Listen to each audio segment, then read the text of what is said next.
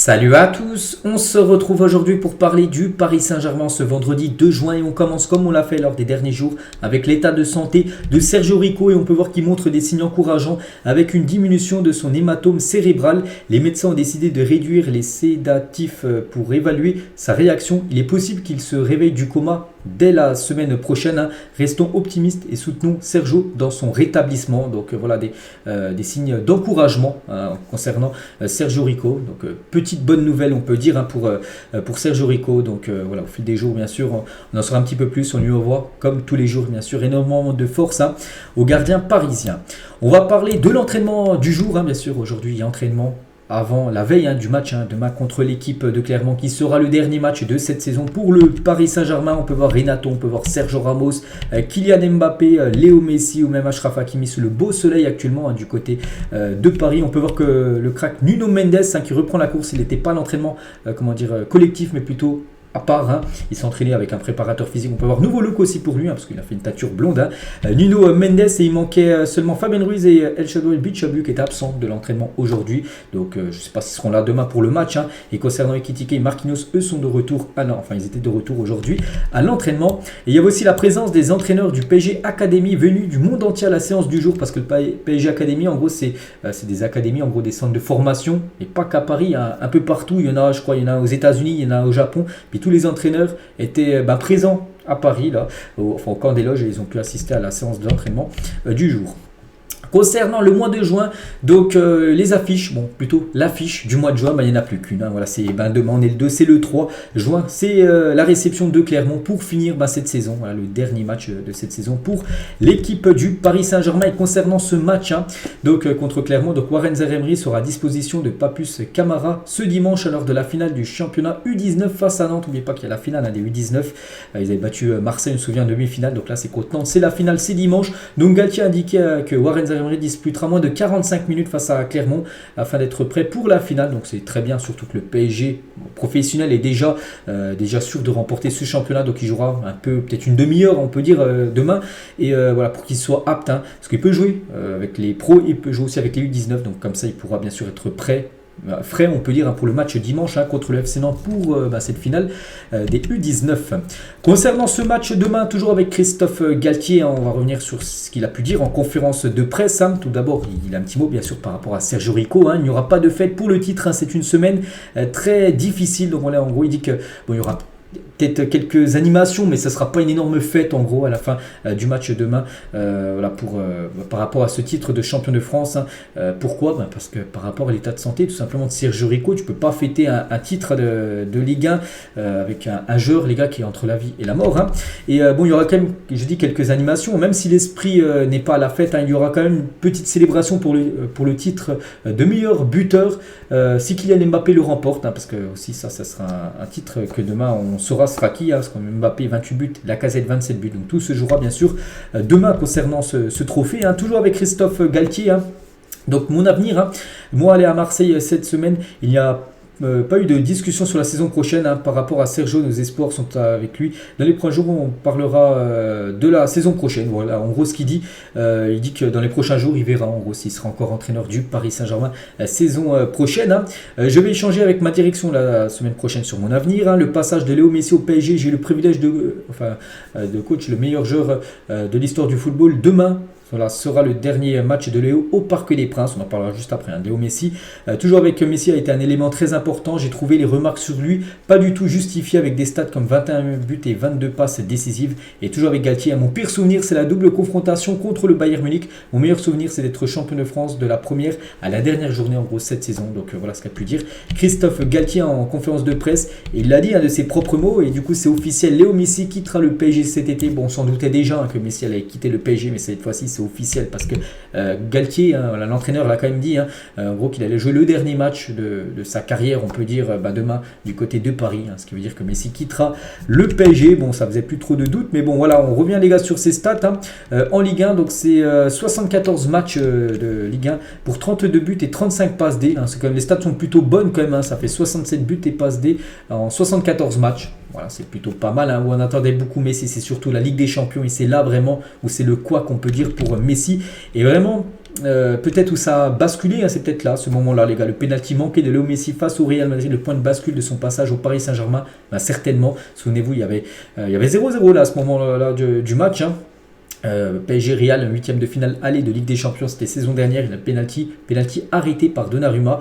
Et bon, le PSG avait quand même gagné le match grâce à Mbappé, après il a gagné 1-0, mais on se souvient après du match retour, où, avec la remontada, et la prise par le PSG, et surtout un Messi qui n'avait pas du tout été bon, alors qu'on attendait un grand Messi du côté du stade madrilène, alors qu'il a souvent rayonné à l'époque avec son ancien club du Barça là-bas.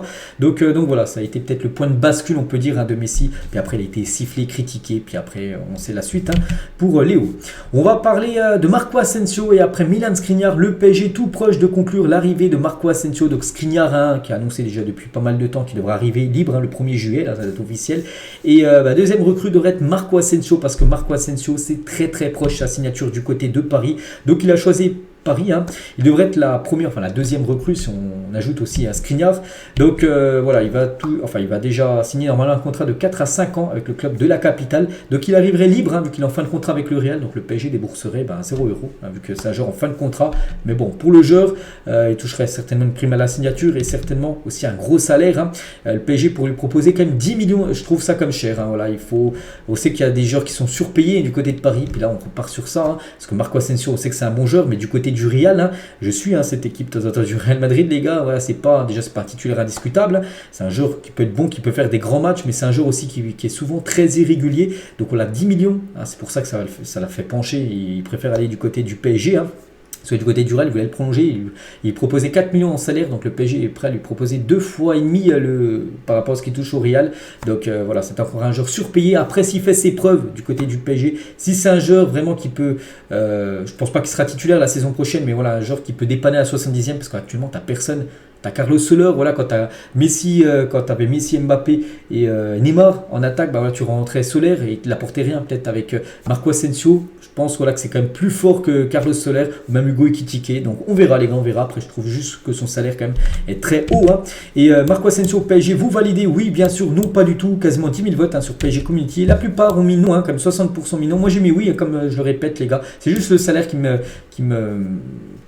coque un petit peu, on va dire, voilà, parce que sinon, niveau joueur, les gars, je pense pas que ça sera un titulaire, mais pour rentrer en cours de jeu, je pense que là, il peut vraiment, il peut faire des bonnes entrées en jeu hein, la saison prochaine et débloquer. Souvent peut-être si des matchs délicats, il peut faire du bien pour le PSG en fin de match la saison prochaine, on verra parce que pour l'instant il n'a rien encore signé. On va parler de Lucas Hernandez, veut rejoindre le PSG, ne souhaite pas prolonger au Bayern. Paris est optimiste, mais les Munichois ne désespèrent pas parce que du côté du Bayern ils souhaitent le conserver, mais le joueur lui veut vraiment venir hein, du côté du PSG. On en parle, ça doit faire plus d'une semaine comme Lucas Hernandez et voilà, ça sera peut-être un gros feuilleton cet été et voilà, tout est possible hein, bien sûr concernant son arrivée. Concernant Victor Osimhen aussi, un joueur qu'on parle de lui, c'est pas une semaine, lui ça doit faire 2-3 mois comme que le PSG est intéressé et le PSG pourrait se positionner hein, sur Osimhen si en plus de Messi, Neymar quittait Paris, hein, le prix du Nigérian est fixé à 150 millions d'euros. Donc là bien sûr là c'est très cher, hein. Naples espère toujours le prolonger, va refuser les offres dans les prochaines semaines, mais bon voilà, ils vont refuser les offres, mais voilà, s'ils reçoivent vraiment 150 millions, ils le lâcheront certainement après. Voilà, 150 millions d'euros, je trouve ça très cher.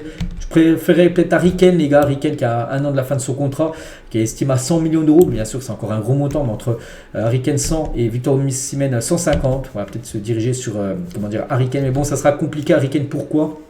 Pas parce qu'il ne va pas quitter Tottenham, parce qu'il devrait bien quitter Tottenham, mais lui il a une préférence, une priorité serait de rester en PL et aller du côté de Manchester United. Chelsea ayant décidé de ne pas conserver Félix à l'issue de son prêt, le joueur a été proposé à Newcastle et au PSG. Le joueur souhaite jouer la Ligue des Champions, ce que les deux clubs peuvent offrir, hein, vu que Newcastle et le PSG jouent la LDC. Donc voilà, Félix, bon, je sais pas si... Pour moi, je ne partirais pas sur Félix. Après, voilà, si c'est un prêt, les gars, si c'est un prêt où le PSG n'a pratiquement rien à débourser, si le salaire du joueur est abordable, oui, bien sûr. Après, voilà, s'il demande des sommes complètement folles, non, bien sûr, il ne faut pas se diriger sur Félix. Il y a plein d'autres joueurs à aller chercher. Possible retour de Moskine au PSG, il a dit je ne sais pas, c'est lui qui a répondu. Hein. Comme je t'ai dit, hein, je vis au jour le jour en me concentrant pour être l'un des meilleurs attaquants. Si ça arrive, ça arrive. Hein. Tout arrive pour une bonne raison. Hein. Et il dit hein, Paris est comme une maison pour moi. Je me sens toujours chez moi ici. Mes coéquipiers, le staff, je peux me sacrifier pour eux. C'est quelque chose que je n'oublierai jamais. Il a vraiment très apprécié séjour au PSG il y a quelques saisons et il dit vraiment qu'il serait, il le dit, si ça vient, il serait content, voilà, pourquoi pas de revenir du côté de Paris. Des nouvelles de Neymar, Neymar qui est blessé, ça fait déjà pas mal de semaines. Bon, Neymar on le voit très rarement à Paris, il est toujours un peu ailleurs, pourtant il devrait, je pense, se faire rétablir en soins du côté de Paris. Non, par exemple là il est du côté de l'Espagne parce qu'il va y avoir le Grand Prix espagnol là, ce week-end, il était déjà au Grand Prix de Monaco, dimanche dernier, là il sera au Grand Prix d'Espagne et on peut le voir voilà, qu'il était avec par exemple Hamilton ou Russell ou même Ocon, je crois que c'est des pilotes de Formule 1, donc voilà des nouvelles de Neymar. La tournée d'été du PSG 2023 se déroulera du 22 juillet au 2 août prochain. Voici le programme. Donc tout d'abord il y aura un match amical, donc le 22 juillet ça sera en Asie, donc 3 jours après leur tournée asiatique à Osaka, ça sera contre l'équipe de Al Nassr, l'équipe de Cristiano Ronaldo. Le match est programmé. Il y aura aussi un match contre Cerezo Osaka le 28 juillet et le 1er août contre l'Inter Milan à Tokyo. Voilà les 3 matchs amicaux programme pour le Paris Saint-Germain. Donc ça finira le 2 août et à partir du 8 à la semaine d'après à peu près. Ce sera la première journée de Ligue 1 pour la saison prochaine. Le training, en gros le maillot d'entraînement du Paris Saint-Germain pour la saison prochaine. Il ressemblera à quoi, donc je trouve plutôt beau. Et on finit les gars avec, même si les joueurs commenceront à s'y entraîner en juillet pour la reprise, l'inauguration officielle du nouveau centre d'entraînement du PSG à Poissy, initialement prévu début juin, aura lieu à l'automne. Bon, les joueurs s'entraîneront dedans, mais voilà, l'inauguration aura lieu plutôt au mois d'automne, enfin pas au mois, période d'automne, donc alors que ça devait être l'inauguration là dans quelques jours. Donc le PSG souhaite trouver un partenaire qui donnerait son nom au lieu avant de l'officialiser. À l'exception du bâtiment des professionnels, le site est toujours en chantier et les images de cette inauguration n'auraient pas été très jolies. Donc c'est pour ça qu'ils ont montré cette image, parce que c'est toujours en chantier, malgré que les bâtiments des professionnels, c'est toujours, c'est fini, mais il y a encore plein de chantiers, c'est pas encore fini à 100%, on va dire. Donc voilà, concernant bien sûr ce nouveau centre d'entraînement du PSG, ce sera fini de Camp des Loges, vous le savez, ça sera à Poissy maintenant, où le PSG va s'entraîner très prochainement. Et on finit sur ça, et j'espère que ça vous a plu. On se retrouve demain les gars, demain on fera l'avant-match du dernier match de la saison contre Clermont, puis voilà. Allez, moi je vous souhaite un bon vendredi et à demain.